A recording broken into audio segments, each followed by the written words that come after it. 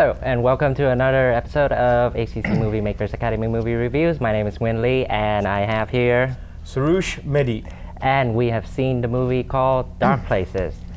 Now, Dark Places is a 2015 movie. It's a thriller, and it stars Charlize Theron, Christina Hendricks, Chloe Grace Moretz,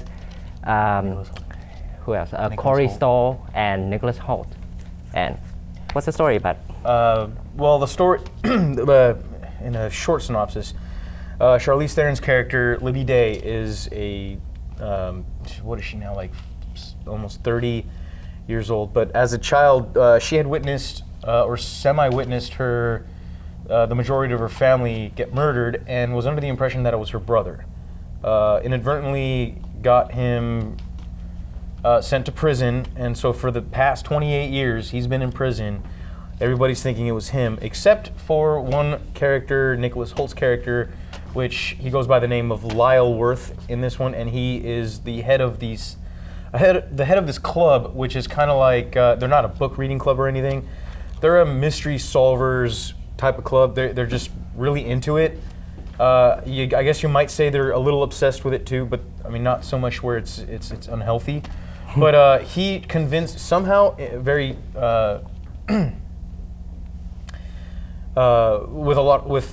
very little struggle actually, he convinces Theron's character to join. That there's more to the mystery than it is. There's more right? to the mystery that she believes or has convinced herself to believe. So she goes on this quest basically of unraveling secrets that she didn't know about her own family's death. So it's very dark, very grim, very it's supposed to be very dark, stuffy, and intriguing. And this is all the characteristic of Gillian Flynn, who, if you've watched Gone Girl, you will know who she is. However, this movie is very different to Gone Girl because it's not good. Yeah, I would have to agree. Stylistically, I think they made a few mistakes. It's supposed to be a thriller. What are they trying to do? I mean, they got the right person. They got Barry Ackroyd, who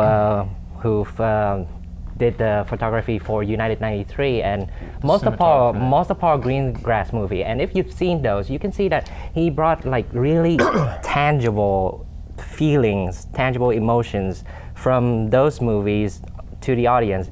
Here, what is he trying to do? I mean, the flashbacks are in black and white. The present day, they're dimly lit, as in trying to conjure up an atmosphere that's not really there. Actually, the flashbacks were not so much in black and white. They were less colorful than the present day. Because that's the whole purpose of doing the flashbacks, is so that you are. I'm talking about the scenes where Libby is remembering her murders, film in first person. Handheld. They were in black and white. Oh yeah. And the handheld was. So what is it trying to do? But those flashbacks were not really. Yeah, it doesn't really bring anything into the movie. Yeah, it didn't really do much to sum up the plot. But they went back and forth a lot with showing the audience of what happened, what really happened. So we knew what really happened as the film was progressing. But with what we were watching is basically the exact what I mentioned before, secrets that were unraveling about what really happened on that night of the murder of her two sisters and her mother.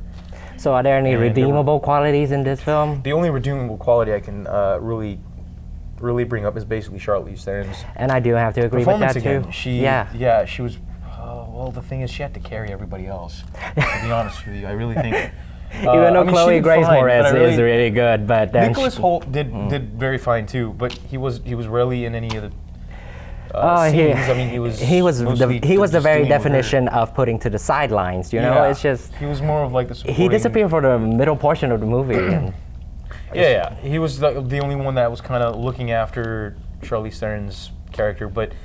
Since he's the one that dragged her into the whole thing, because she at first didn't want to do any of that. Right. She didn't want to investigate anything. And he's the one that kind of got her into it. But then after that, he just let her go and do. Yeah, I do agree. And I mean, the film feels very lost as well, because this film, I think you know about it too, is directed by a French guy. Who pretty much. No, it was Giles. It was, Gil Paquet-Brenner. He did a lot. His filmography is diverse, and there's everything else. But this is being a very American. It's a very Midwest thing, and I think that it took place in Kansas City, Kansas. Yeah, and I think it's just because that he's not used to that environment before, so he can't really convey anything about it. I mean, there's so many really interesting things going on with Dark Places, like satanic killings and murder itself too. But then it just did not work. It behaves like a person in the dark. How would you give? The rating I would give it is a 6 because, like I said before, stylistically they failed. They didn't.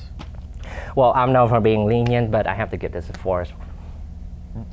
Yeah. I was being lenient, so. All right. So that concludes our review of Dark Places and We Love Films. And we have proof of that too. We have a YouTube channel where there's 100 of other reviews like this that you can see. And we also have filmmaking classes on campus that you can enroll as well. And if you happen to do both of that, we have a particular set of skills where we will find you and we will hug you. I know that's weird, but... Okay. I'm sorry. Did you say we will... All right, cut. We will love you? You said that. You said we will love you.